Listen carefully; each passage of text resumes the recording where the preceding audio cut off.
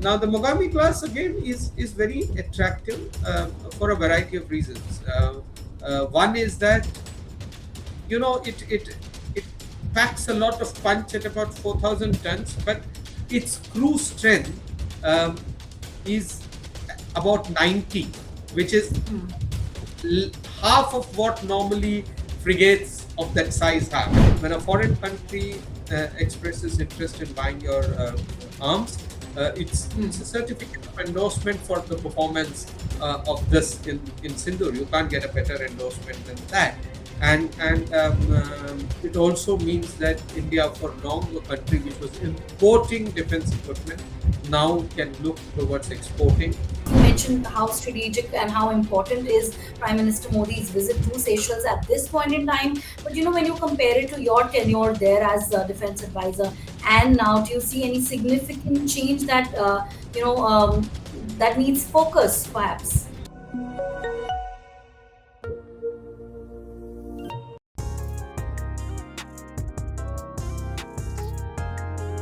Welcome back. I'm Palak Sharma. In the last episode, we had a wonderful discussion on India's diplomacy and the maritime security situation around us.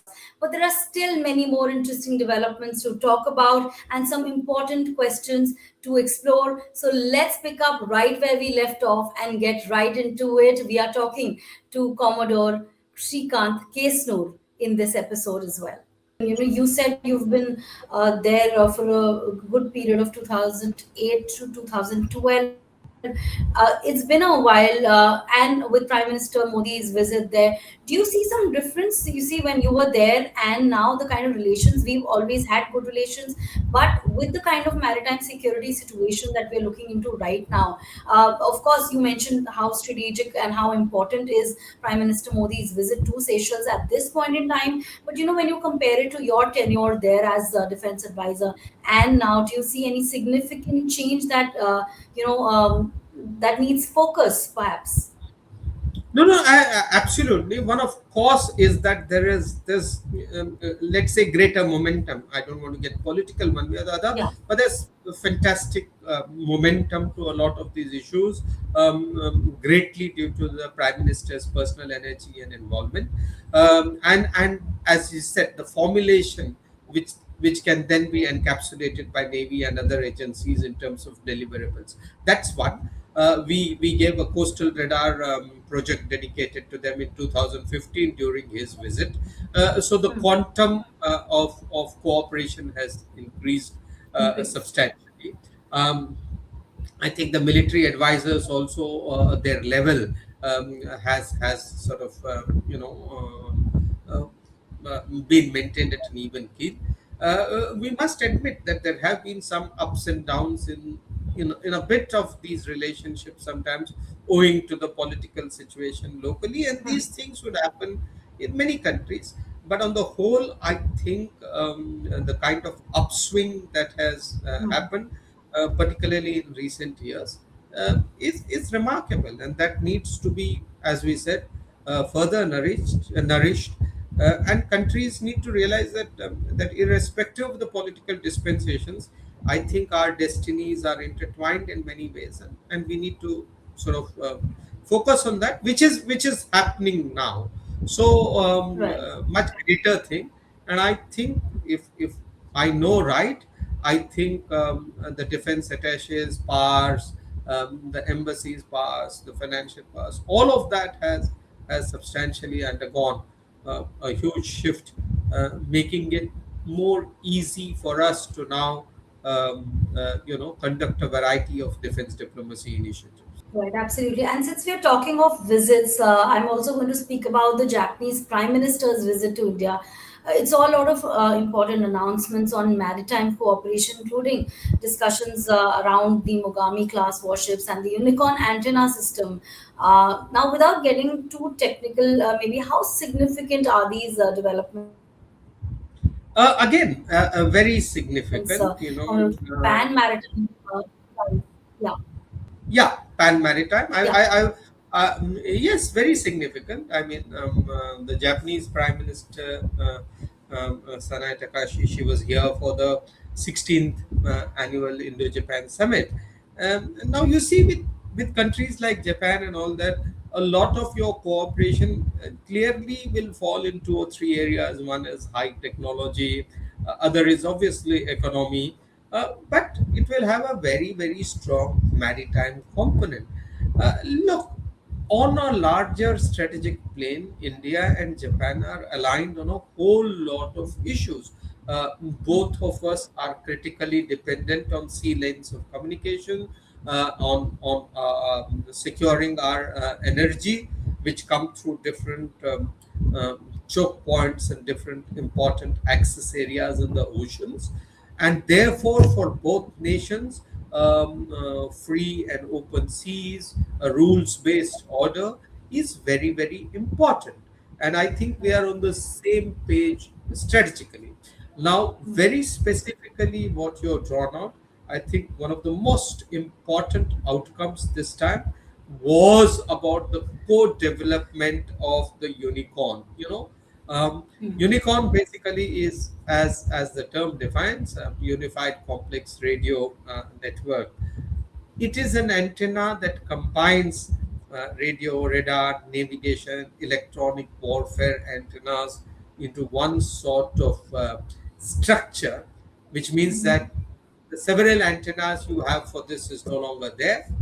So the ship is stealthy because it has less sort of accoutrements on the surface, and it's also apparently far more efficient because of a variety of technical reasons. So that's very, very good. And with Bharat Electronics co-developing that, if that happens, I think we're talking of a new phase of shipbuilding. Now, the fact that we also talking associated, because this unicorn antenna is on the Mogami class frigate. Now, the Mogami class again is very attractive for a variety of reasons. One is that it packs a lot of punch at about 4,000 tons, but its crew strength is about 90, which is half of what normally frigates of that size have, and that's a very attractive proposition, and that's due Right. to the huge level of automation and technology. Second, it's also incorporating mine countermeasures and several more capabilities, autonomous underwater and autonomous surface vehicles carried. So it seems to have on surface a lot more capabilities than the ships traditionally in that range have. Now, I doubt that India is going to buy these off the shelf from Japan because we build our own ships. But I think, in terms of co-development of these designs, that is a very attractive proposition. Also, their cost at about 450 $500 million in Japan is very attractive. Normally, ships Right. that size and that complexity cost much more. Though, mind you, this is the cost in Japan. Elsewhere, the cost may be much higher. But Unicorn and Mogami, even collaboration on that in some ways suggests a new, India Japan relations reaching a new threshold Yeah. in terms of technology cooperation. Where it will go, how it will bear out, I think we need to wait and watch. But I'm personally kind of very excited. Then, of course, there are the other traditional areas where we cooperate, joint exercises, maintenance, whether as a part of Quad and Malabar or outside of it, annual exercises, all of that. And we have had this time, I think we had $12.5 billion investment and nearly 125, 130 MOUs. So on the whole, uh, very good. Something that marked an upward shift in India-Japan defense relations. And please remember, Palak, we need to go back 25, 30 years ago. After the nuclear blasts of 98, Japan had almost sort of, cut off any sort of major cooperation with India. It was very upset at the fact that we had conducted this test. So it has taken lots of adroit diplomacy, track one, track two, a lot of people, a lot of governments. But today, the fact that we have come closer than we have ever been before, I think that's very, very good.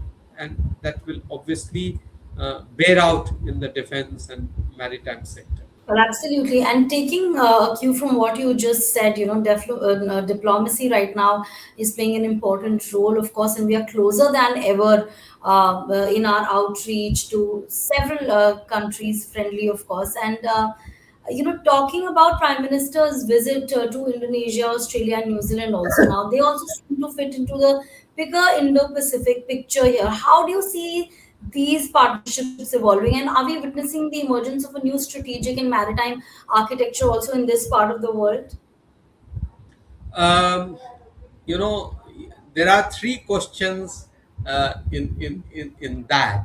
So perhaps we either answer them in three different ways, or we look at each nation specifically, because I think this is important. When the Prime Minister visits Indonesia, Australia, New Zealand, each of these countries is important individually, and collectively. If you take Japan, Australia, Indonesia, New Zealand, then they give a certain message.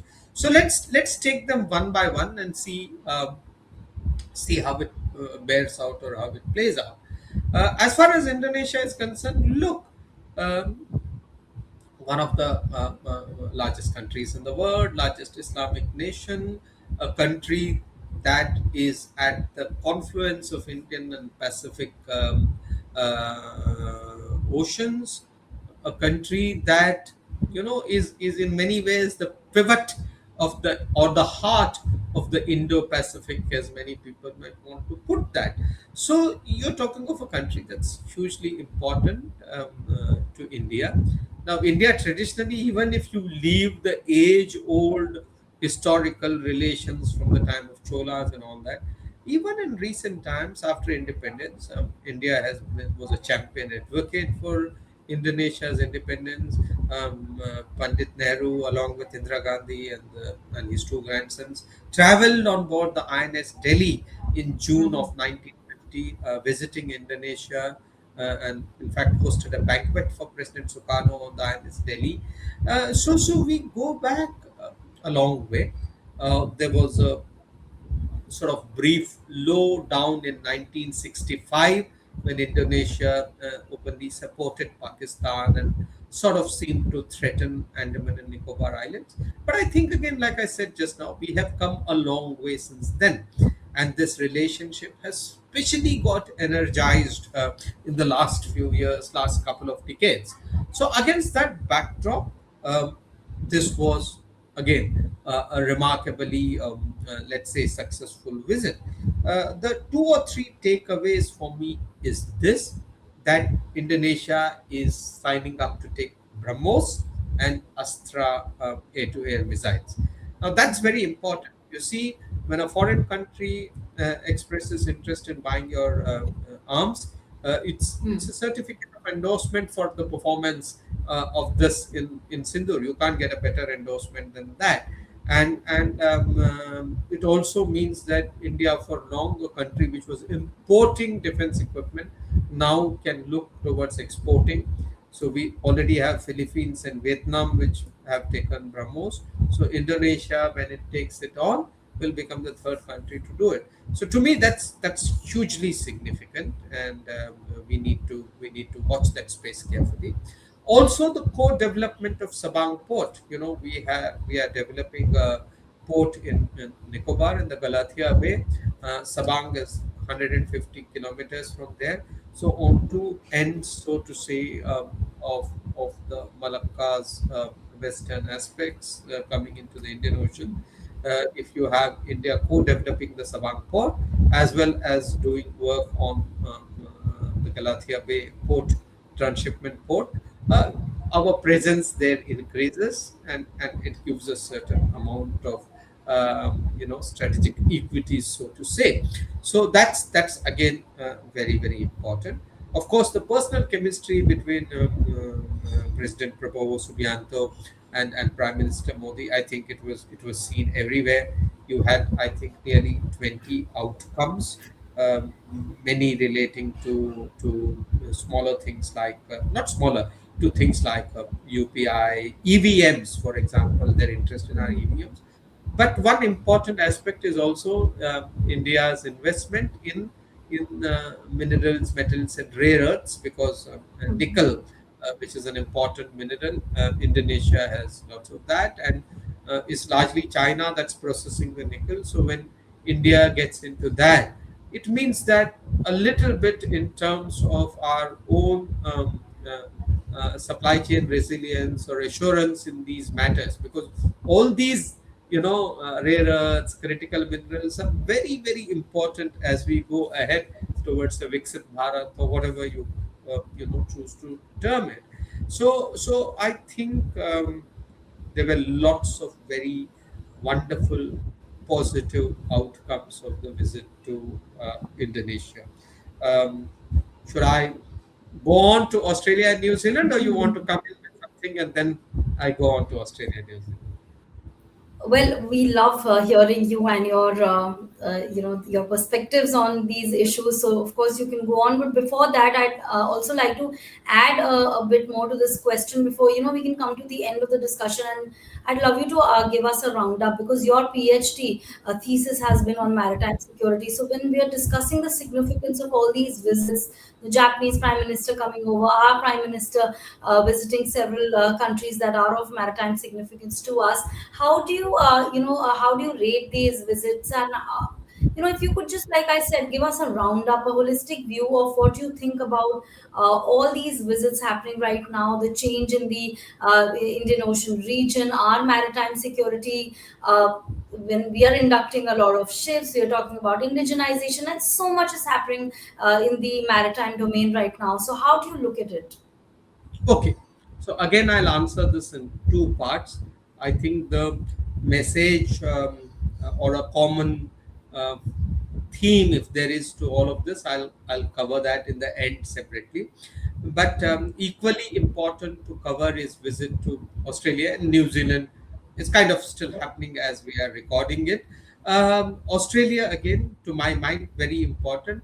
Do remember, like we said, Australia, Japan, we part of the Quad, and yet also wanting to have our own strong bilateral relationships. So Australia, as far as it was concerned, our trade is at about $50 billion, and I think we generated again some 18, 19 outcomes, very tangible outcomes. To me, most significant is the fact about uranium export. I mean, the fact that Australia finally agreed.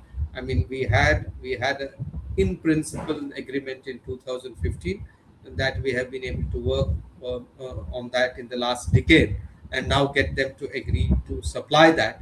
It assures us a lot in terms of our energy security, particularly in terms of clean energy and things like that. Of course, there's a huge amount of defense and security cooperation, whether it is our instructors being positioned there, whether it is joint exercises. I think a defense innovation corridor.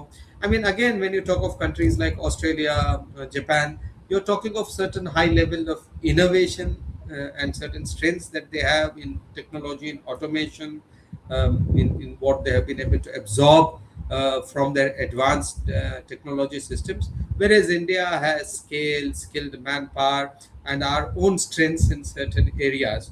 So together, it can be a very good jugalbandi in terms of that.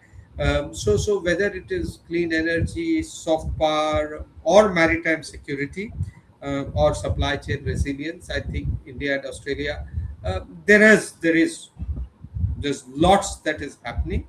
Again, the personal chemistry, our diaspora, now we have become the largest diaspora in Australia. I mean, just more than the number of Britishers there recently. So essentially, these are relations on the upswing. Again, there was a moment when India procured its second aircraft carrier, the Virat, in the late 80s, and then in the aftermath of the nuclear tests, when relations had gone down. So over the last 30 plus years, to have brought it not just on even keel, but much closer, I think is very good. Similarly, the visit to New Zealand. I mean, we must not forget, it is sort of on the globe. It is the other end of the Indo-Pacific in a sense. This is the first visit by a prime minister in 4 decades. That's important, as their prime minister, Christopher Luxon, mentioned it, and that it has resulted in a strategic partnership for free trade agreement and a kind of greater people-to-people interaction. All of that, all of that is very, very important. Now, does this tell a grand story? Is there a grand theme to all of this? Is there a common underlying thread? I would suggest, yes, there is one. One is that, look, uh, we are living in somewhat uncertain global times. You're aware, and it's not just the war in West Asia. It's the fact that relationships have become more transactional. So, for example, there are people who are seeing significance in the Indo PACOM becoming just PACOM, or whether America has reduced appetite now for engaging India across a range of issues. All these questions crop up, but essentially you're looking at a world order that's more transactional. So how does India sort of play its cards here? And I think these visits provide some clue there. Recently, C. Rajamohan called it creating some sort of a G-2 architecture, suggesting that this is neither challenging American predominance nor challenging huge Chinese presence, but trying to see if middle powers, countries like Australia, Japan, India, Indonesia, can create a sort of independent architecture which respects the interdependencies that are in the world today, but does not permit the weaponization of those interdependencies by bigger parts. So we are looking at supply chain resilience, we are looking at freedom of navigation and rule based order, we are looking at a sort of middle power convergence, uh, and we're looking at sort of creating an extended maritime neighborhood in which all of this play out. So I think that is the larger message that these visit carries.